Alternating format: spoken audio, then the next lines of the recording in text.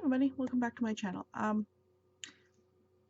I've been meaning to switch up spots of where I film. I wanted to do it in front of my bookcase now that I have a laptop, but because my house is so torn apart right now because of the flood, I can't. So you have to deal with the machines in the background for a little bit longer. I don't even know when the floor is going to be fixed because of COVID and stuff, so I should be hearing something today, hopefully, about just an idea, but all the flooring places are backed up, so it is what it is. So I'm going to do my weekly wrap-up. I finished 4 books this week, sort of. I finished one on the Sunday before last Monday. I'm going to talk about it, and then I'm going to, not today probably, but I will be doing all the books I've read while I've been on break, hopefully. And then my book outlet order should be coming today, hopefully. It was supposed to be, no, my order of supplies was supposed to be here last week, but anyways. So the first book I finished was Simply Love by Mary Ballow, and it's from the Simply Quartet, and it's book 2. I know it's really hard to see, but it's expired, so it went back. And this is about one of the teachers from the Miss Martin School for Girls, and her name is Anne. And friends of hers have decided to take her and her son, because she's an unwed mother, to their summer estate for the month. She doesn't want to, but she doesn't want to leave her son with them. Not because she doesn't trust them, it's just she's never been away from him. So she decides to go with them and meets Sydenham.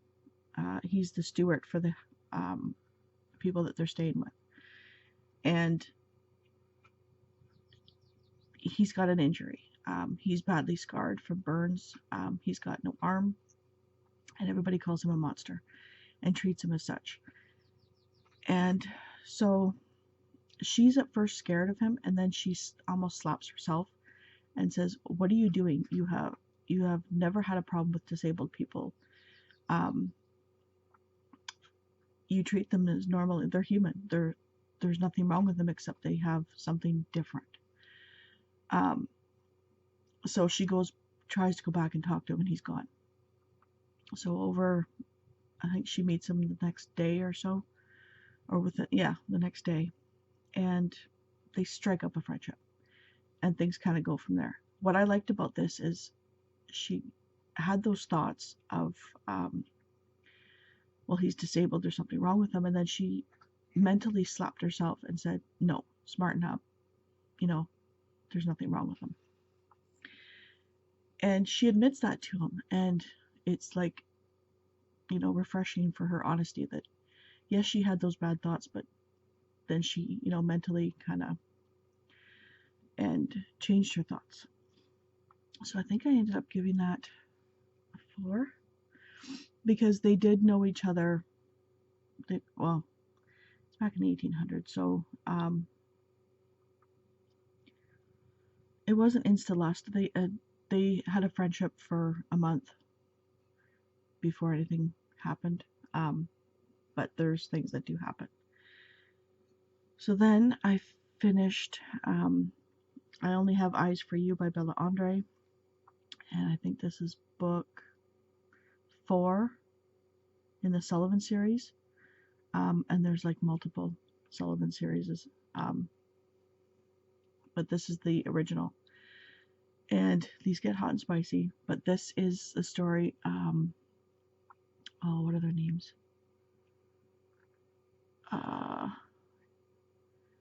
I know she's, brain fart this morning. I can't remember what she does. Sophie and Jake, there we go. Sophie is a twin sister, and the twins are called Naughty and Nice. She's nice because her sister is the one that likes to get into a lot of trouble. And Jake is the bad boy friend of her brother's, and she's considered off limits because she's the brother. Or she's the brother. Wow. She's the sister of his best friend, so she's off limits. Nose. So it starts off at her brother's wedding, and she decides she wants to make herself up a bit to get his attention. And they've known each other since they were like 5 years, like she was 5 years old, he was 11 or something like that. And they've liked each other, but they've not known that they've liked each other. So he's like, nope, you're off limits. I don't want anything to do with you. And she went to his house after the wedding and dropped her dress, and things went on from there. They have known each other for a long time, so it wasn't instant love or anything like that. He tries to push her away. She tries to, get in. And then she falls pregnant. So things are kind of going, this is the first 2 chapters. So he's kind of one of those, I don't want to have, stuff. And I know I'm doing a really bad job of this. He becomes the overbearing, overprotective type. And she doesn't know if it's because of the baby or because of her. So it's cute. I gave it a 4. These can get really hot spicy. Bella Andre is known for her hot spiciness. And then I finished, last night I finished Strawberry Shortcake Murder by Joanne Fluke, and it's book, was it book 2 or 3 in the Hannah Swenson books, or Cozy Mysteries. I gave this a 3. It's really bright. Let's see if I can tone it down a bit.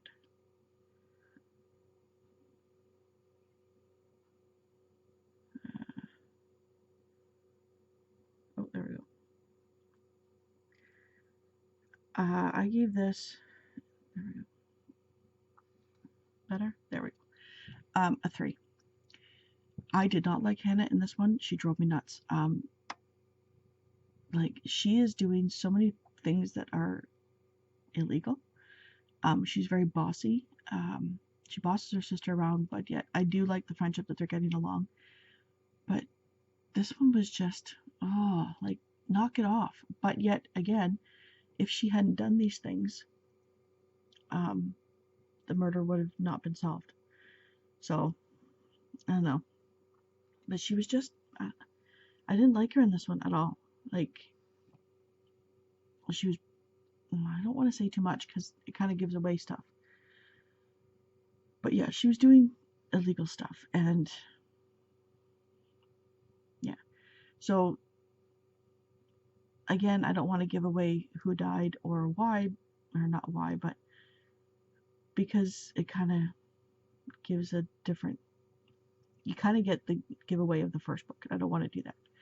So, of course, she gets a phone call that somebody has died, and she goes over because the person who called her is distraught. So then she calls in the police, and they're trying to figure out why. They have an inkling of maybe why, but they don't know if that's for sure. And the person who is distraught ends up in the hospital because she's over distraught. And yeah, from there she just sticks her nose in everywhere. And it was just, there's something about it that drove me nuts. So I only ended up giving it a 3. I think that was it for what I was reading, or what I finished reading. So I thought there was 4 books, but there's only 3. Let me just make sure, because I read the other ones that are on here.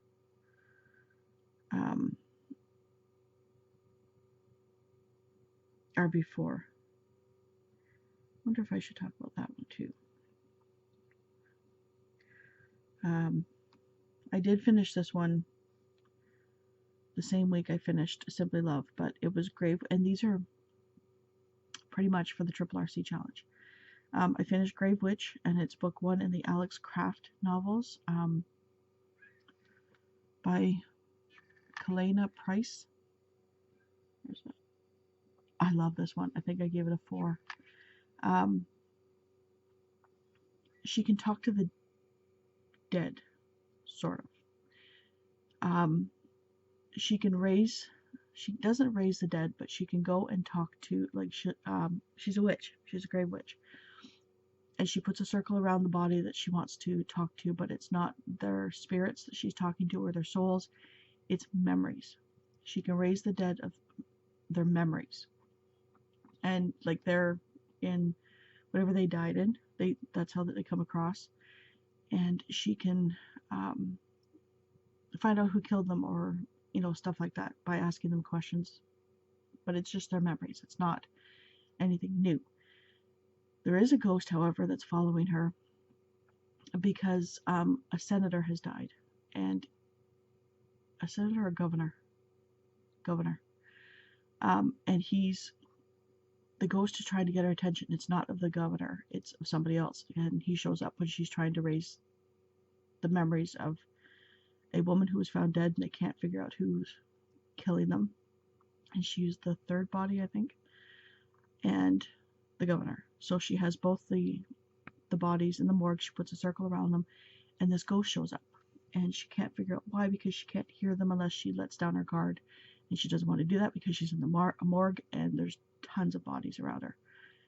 So, yeah, if you liked Dorinda Jones, the Charlie Davidson series, you'll like this because there's a lot of sass and sarcasm in it.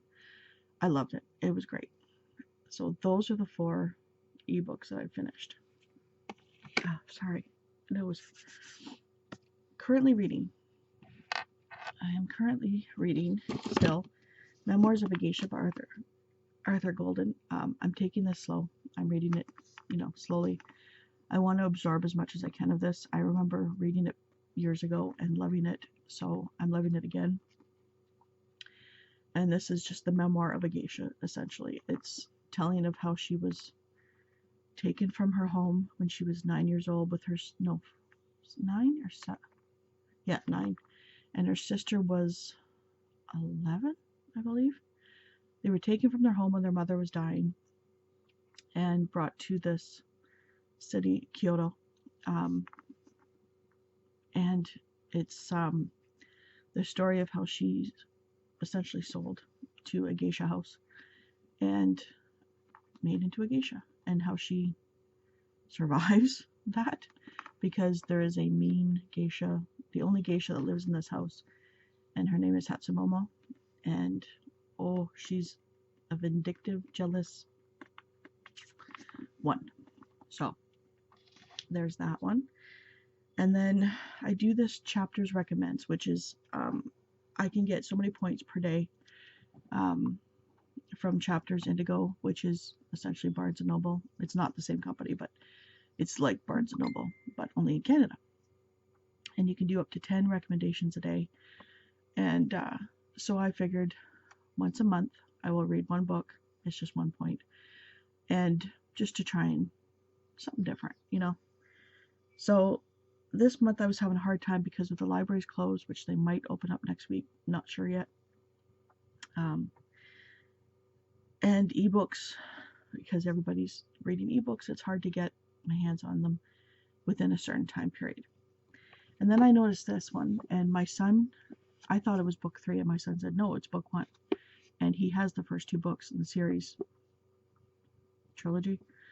The only one he doesn't have is book 3. I really had no interest in this before. He really likes it. Mind you, he doesn't play the game anymore, I don't think, or he does, but not as often.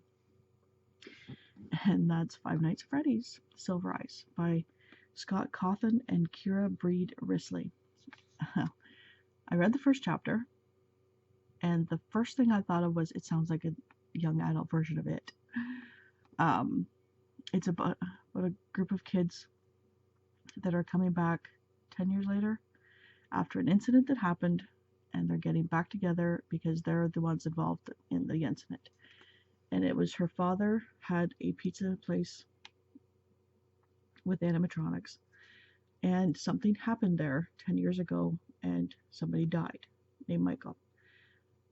And so they're all coming back and meeting up, the four of them one night, and then there's supposed to be some more the next day. But the four, there's Charlie, John, Carlton, and Jessica. And then they decide, well, let's go to the pizza place where it was, because it sounds like her father's dead, and she lives with her aunt in another city. And they're 17. So they go back, and there's this mall being built, but it looks like it's an abandoned mall. They get inside, and they realize that this area is pretty much where the pizza place used to be, but it's not open. Like they thought, they completely dismantled, like tore down the building and built this mall. And it turns out that it was just surrounded by bricks and covered, essentially, like buried. And so they get in, they break in, and they're looking around, and they kind of scare themselves, and then they leave. And that's as far as I've gotten in. I've only read the first 2 chapters. But yeah, the first chapter reminded me of a young version of It. So if you've read It, one of my subscribers years ago had told me that this was too old for my son. So we waited for a year, and then I let my son read them, and he flew through them. He loved it. So we have to get him book 3. But it so far it's been pretty atmospheric. I'm enjoying it. Never thought I would, but I am. It's something different. So what am I going to read? I do like to read middle grade. It just kind of kills the monotony of the same old thing all the time. And I had originally gotten these for my son. He doesn't want to read them.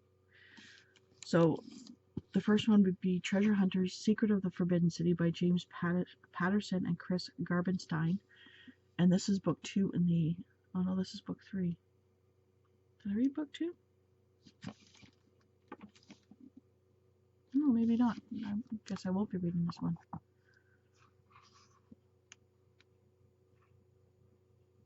I can't remember if I read book 2 or not. If I did, I'll read this one. If not, then I won't read this one. But it's essentially kids on a boat, their parents go missing, and they kind of do a treasure hunt. If you heard that, it's Apollo. And usually Zeus is sitting in the window, but today he's not. So then I picked up The Nerdiest, Wimpiest, Dorkiest iFunny Ever by James Patterson and Chris Garbenstein. These are just quick, easy, funny reads that kind of, give the brain a break from having to discover things. And they're all illustrated, And it also takes a break from the thinking of what's going on in the world right now, which for the first couple weeks had me really anxious and stuff. But anyways, the next one is Potty Mouth and Stupid by James Patterson and Chris Garbenstein. So, like I said, I just read them and it'll take me like an hour or 2 to read those. So then, my last 4 books, I think 4. Yeah, because Memoir of a Geisha is the 6th one. So my last 4 books for my Triple RC Challenge, are The Valtieri Marriage Deal by Carolyn Anderson, and it's a medical. It's she's a midwife. He's a billionaire, or no, it's a secret billionaire's wife. One night mistress. From one night mistress to secret billionaire's wife. The next one is English Doctor, Italian Bride by Carol Marinelli. And Honorable English Doctor Meets Fiery Italian Nurse. I can't remember what these challenges are. See, the Memoirs of a Geisha were for the Asian. Um,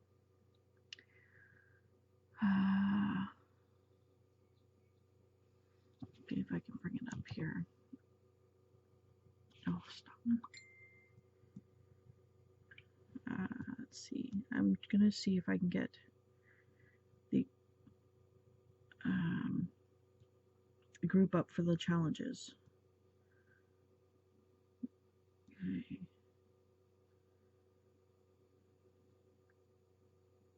I really do hate how they are on the phone because they have all the challenges like weird. So, okay. First challenge. Oh, I get all the way to the top.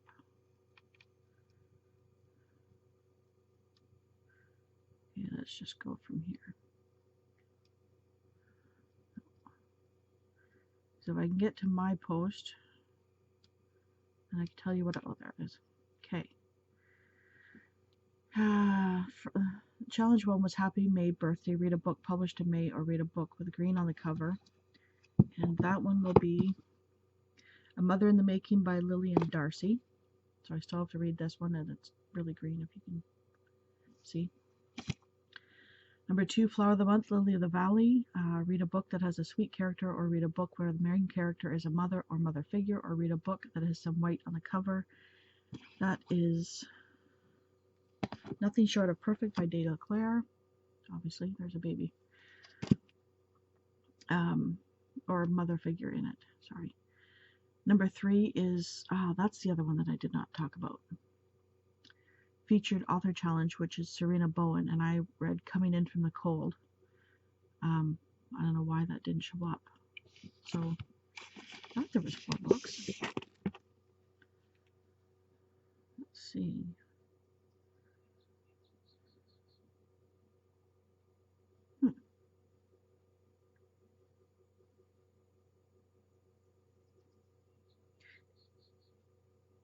It completely took it out of here. Or no, that's right. It was one of these that I couldn't get it on here, or it wouldn't go onto the overdrive. There we go. Coming In From the Cold by Serena Bowen. I gave it a 3. It was very insta-lusty to the point where, well, first editing. They needed a better editor. It starts off that she's driving out of her driveway in a blizzard to get her chicken feed because she didn't want to be stranded for a couple of days with no chicken feed. She has chickens. So she turns out of her driveway, meets up with this other car, slides, they both go off the road, and when he comes to the window of her truck to see if she's okay, she's like, yeah, but she also in her head is thinking, well, yeah, I just have to walk a mile home and get my chicken feed there, because she'd already picked it up, but it didn't say that. She was just left her house. Like, I don't know, I might have misread it, but it just, there was a couple other instances where it's like, what? So I think it needed a little bit better editing. And then they meet up. Within an hour of talking, they're already in the back of the Jeep banging. No. So then they spend the night in the Jeep. They walk back to her house. And, but he's got this big secret, this medical secret, that his mother has died from, his brother is dying from. And he won't let anybody near him because of this big secret. He's toxic, whatever. The way he talks to her throughout the whole entire book, I would have walked away a long time ago. I would have slapped him and walked away. The things he says to her is just ridiculous. And then she's got a doctor friend. And because of circumstances that happen in the book, he asks her to do this test for this secret disease. And she does it begrudgingly. Because why he didn't want to know, but he thought he didn't want to know the results. That's why he's never gotten the test done. And so he gets the results, and they don't agree with him. So he takes a beer bottle and throws it at the doctor's head, narrowly missing her, and he's yelling and screaming at her. I'm like, dude, like, knock it off. So it's just his whole attitude. I wouldn't have done anything with him. And he's this big Olympic skier, and he's been doing it for years. And it's just, I don't know. It was just too much. I gave it a 3 because the writing, though, it kept me wanting to read more, even though the guy was a jerk. But I kept wanting to know. So I gave it 3 stars. I will continue, but I hope the characters get better. So there's that. So we'll go back to the Triple RC. And so 4 is May is Asian American Pacific Islander Heritage Month. Read a book of Asian American, and that's Memoirs of a Geisha.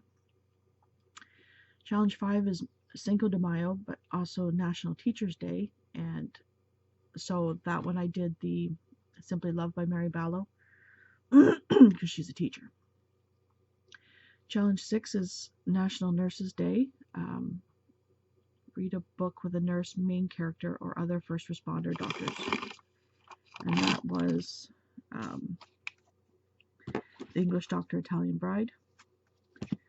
And May 7th is National Waitresses Day, so that was to read a book with food on the cover, or food in like restaurant or stuff, and I read Strawberry Shortcake, Murder by Joanne Fluke.